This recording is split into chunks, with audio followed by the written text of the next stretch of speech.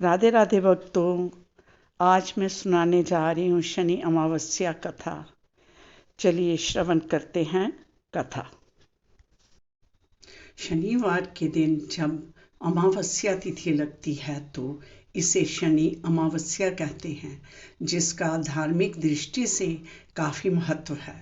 कहते हैं कि शनि अमावस्या के दिन शनिदेव की पूजा अर्चना करना बहुत ही फलदायी होता है।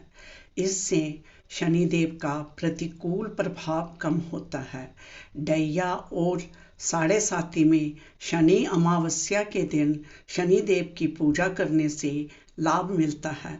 साथ ही इस दिन शनि अमावस्या की कथा का पाठ करना भी शुभ लाभ दिलाता है।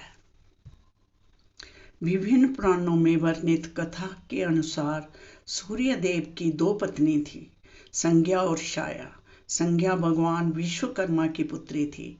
जब इनका विवाह सूर्यदेव से हुआ तो वह सूरज के तेज को सह नहीं पा रही थी।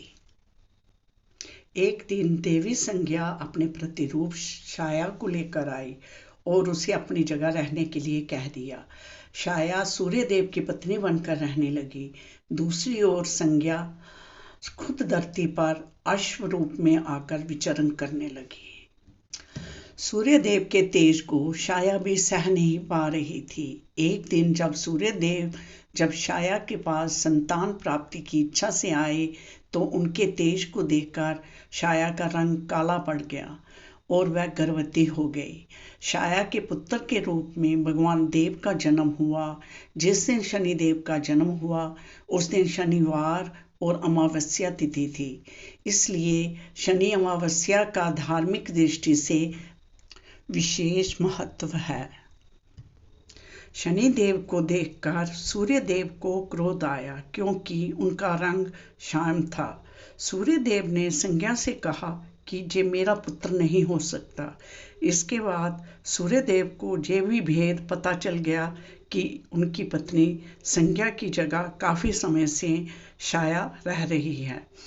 सूर्यदेव इस सत्य को जानकर और भी क्रोधित हुए और संज्ञा एवं शनिदेव को छोड़कर अपनी पहली पत्नी संज्ञा की तलाश में चले गए।